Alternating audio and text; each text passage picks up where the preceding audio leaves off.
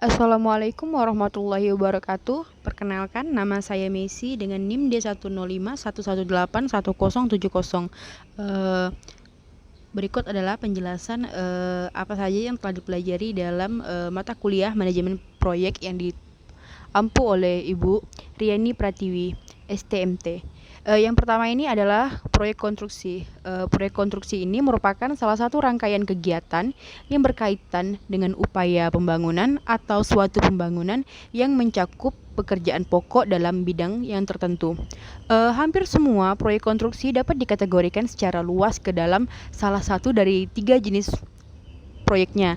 Yang pertama itu ada gedung dan rumah, yang kedua ada pekerjaan umum, dan yang ketiga ada struktur tipe industri. Selanjutnya ada 3 batasan proyek. Yang pertama itu adalah waktu, yang kedua biaya, dan yang ketiga adalah kualitas. Selanjutnya ada karakteristik proyek konstruksi. Yang pertama itu ada bersifat sementara, kemudian unik, yang ketiga sumber daya kompleks, yang keempat melibatkan ketidakpastian, kurangnya informasi dan variabel lainnya, dan yang terakhir ada limitasi. Berikutnya ada pihak yang terlibat dalam pembuatan proyek. Yang pertama itu ada pemilik proyek yang nantinya akan menjelaskan serta memberikan dana. Yang kedua ada konsultan, dan yang ketiga ada kontraktor. Selanjutnya, adapun tahapan proyek konstruksi, yang pertama itu ada perencanaan, yang kedua ada studi kelayakan, yang ketiga ada penjelasan, yang keempat ada perancangan, yang kelima ada pengadaan, yang keenam pelaksanaan, dan yang ketujuh adalah pemeliharaan. Adapun hubungan kerja, ini ada hubungan kerja kontrak dan ada hubungan fungsional. Untuk hubungan kontrak, hubungan ini berdasarkan kontrak antar kedua belah pihak atau lebih, dan yang satunya adalah hubungan fungsional. Hubungan ini sesuai dengan fungsi masing-masing pihak yang terlibat dalam proyek tersebut. Selanjutnya adalah tahap pelaksanaan. Pelaksanaan konstruksi merupakan kegiatan pendirian, perbaikan, penambahan, perubahan, atau pemugaran konstruksi bangunan atau instansi ataupun perlengkapan bangunan sesuai dengan perencanaan teknis yang telah disusun dari sebelumnya. Adapun tahapannya, yang pertama itu ada pra-pelaksanaan, yang kedua ada tahap pelaksanaan, dan yang ketiga ada tahap akhir pelaksanaan. Selanjutnya ada manajemen integrasi proyek. Dalam manajemen integrasi proyek ini merupakan kumpulan aktivitas atau proses untuk mengidentifikasi,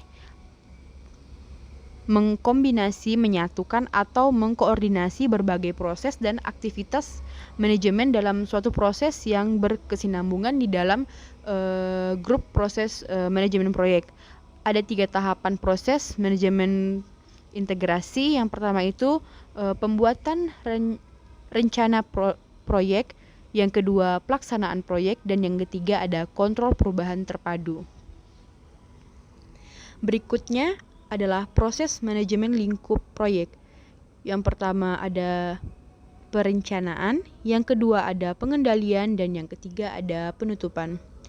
Selanjutnya ada WBS atau Work Breakdown Structure.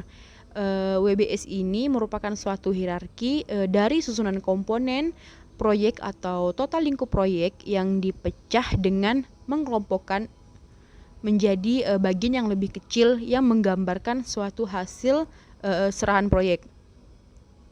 Adapun manfaat dari WBS ini, yang pertama itu fungsi produksi, fungsi komersial, fungsi pengadaan, fungsi engineering, fungsi QA, fungsi QHSE, dan fungsi keuangan. Selanjutnya ada manajemen waktu proyek. Manajemen waktu proyek ini merupakan proses berhubungan dengan pencapaian tujuan tertentu maupun sasaran yang sebelumnya telah ditentukan untuk bisa dicapai dalam suatu periode tertentu dalam penggunaan sumber daya efektif dan efisien. Adapun tujuan menyusun jadwal pelaksanaan, yang pertama itu mengetahui awal dan akhir dari pelaksanaan proyek. Yang kedua, mengetahui durasi setiap kegiatan pelaksanaan proyek. Yang ketiga, menentukan penyediaan dan penggunaan SDM, material, alat, dana, dan metode. Yang keempat, sebagai alat monitoring pengendalian dan evaluasi proyek.